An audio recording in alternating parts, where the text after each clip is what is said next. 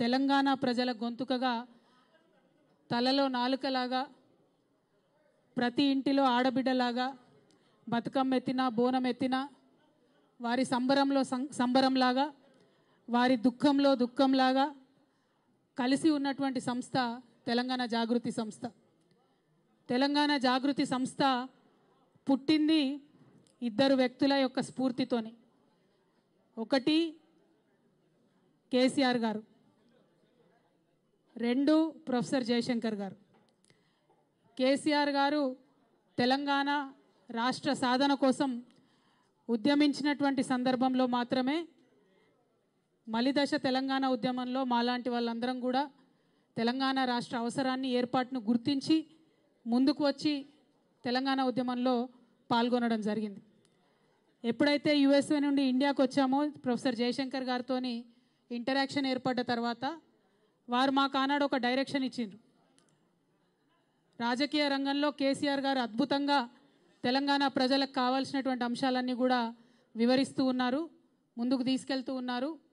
ఇంకొక పక్క సాంస్కృతికంగా వెనుక పడేయబడ్డటువంటి మన ప్రాంతానికి సంబంధించి మాట్లాడాల్సినటువంటి అంశాలు చాలా ఉన్నాయి.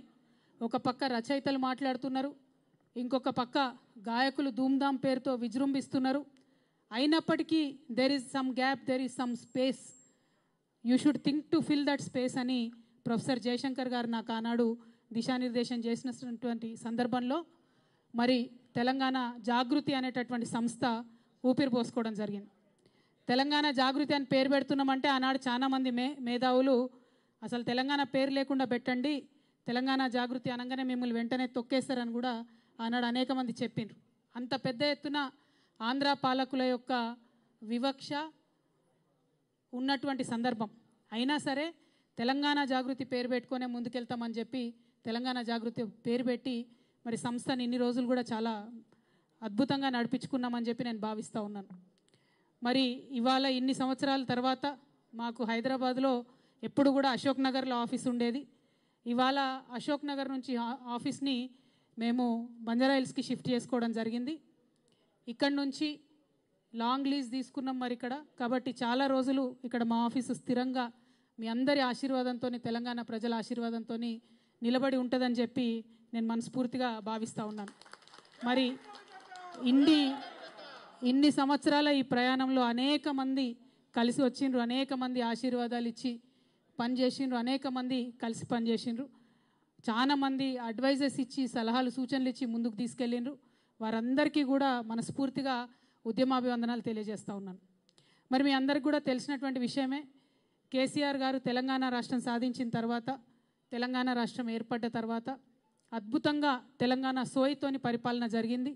మేము తెలంగాణ జాగృతి సాంస్కృతిక రంగంలో ఏ చిన్న కార్యక్రమం అడిగినా, ఏ చిన్న అంశం డిమాండ్ చేసినా మాకు నిమిషాలలో జీవో వచ్చినటువంటి సందర్భం. చాకల ఐలమ్మ గారిది ఉదాహరణకు అధికారికంగా చేయాలి అంటే ఒకటే సెకండ్లో జీవో వచ్చినటువంటి సందర్భం.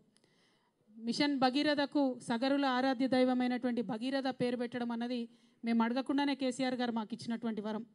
అట్లా ఏ ఒక్క అంశం తీసుకున్నా సేవాలాల్ మహారాజ్ యొక్క జయంతిని అఫీషియల్గా ప్రభుత్వం నుంచి చేసిన ఏకైక ప్రభుత్వం కేసీఆర్ గారి ప్రభుత్వం భారతదేశంలో. అట్లా ప్రతి ఒక్కరిని కూడా ముందుకు తీసుకెళ్ళి అద్భుతంగా పరిపాలన చేసినటువంటి కేసీఆర్ గారు.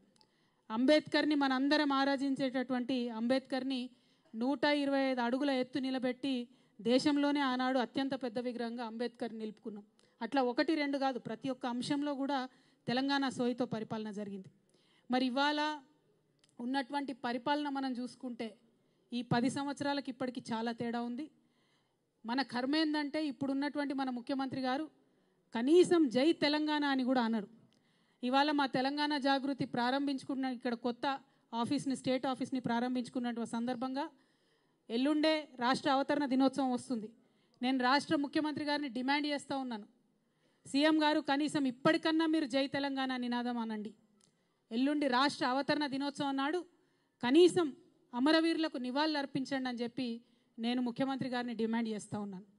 నిజానికి జై తెలంగాణ అనని వాడికి, తెలంగాణ అమరవీరులను తలుచుకోనటువంటి వారికి, నివాళులు అర్పించని వారికి ఆ కుర్చీలో కూర్చునే అర్హత కూడా లేదు.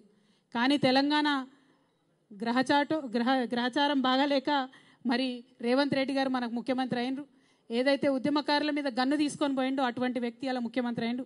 కాబట్టి ఇవాళ మేము డిమాండ్ చేస్తూ ఉన్నాం, ఖచ్చితంగా రాష్ట్ర అవతరణ దినోత్సవం నాడన్నా వారు జై తెలంగాణ అనాలని చెప్పి అమరవీరులకు నివాళులు అర్పించాలని చెప్పి మేము డిమాండ్ చేస్తూ ఉన్నాం. అదేవిధంగా జూన్ 2వ తారీఖు నాడు మరి కాంగ్రెస్ ప్రభుత్వం ప్రకటించింది, రాజీవ్ యువ వికాసం అనే పేరుతోని పథకం తీసుకొస్తామని పేపర్లలో నేను చదివిన. రాజీవ్ గాంధీకి మాకేం సంబంధం అండి? తెలంగాణ రాష్ట్రానికి రాజీవ్ గాంధీ గారికి ఏం సంబంధం? నేను ముఖ్యమంత్రి గారిని డిమాండ్ చేస్తూ ఉన్నా, తెలంగాణ యువకుల కోసం చేపట్టేటటువంటి పథకానికి మీరు ఖచ్చితంగా తెలంగాణ వాదుల పేరు పెట్టాలి.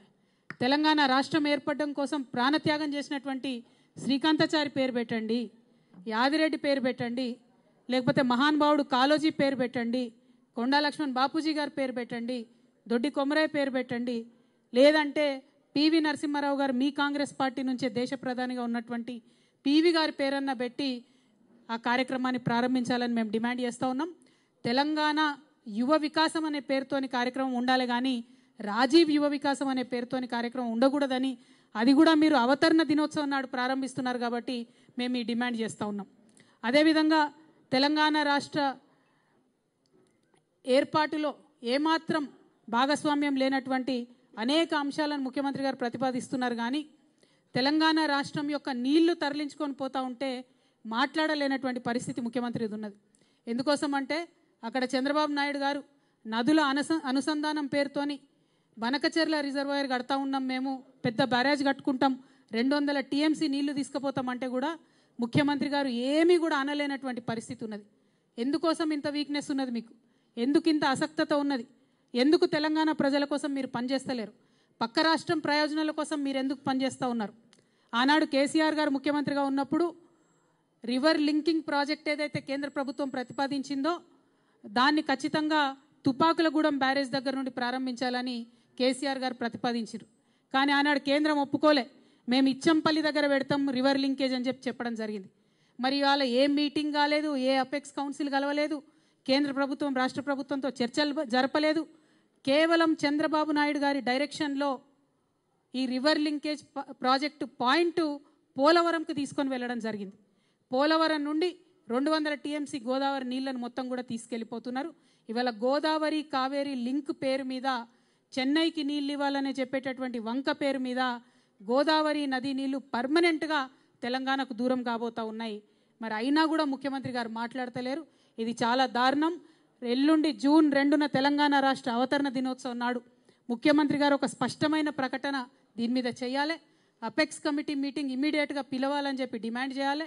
మనకేదైతే 200 టీఎంసీలు నీళ్ళు నష్టపోతామో మన నీళ్ళ మీద మనకు వాటా కావాలని చెప్పి ముఖ్యమంత్రి గారు డిమాండ్ చేయాలని నేను కోరుతా ఉన్నాను. కేసీఆర్ గారు కాళేశ్వరం ప్రాజెక్ట్ ఎందుకోసం కట్టిండ్రు? ఈ 200 టీఎంసీల హక్కు మనకు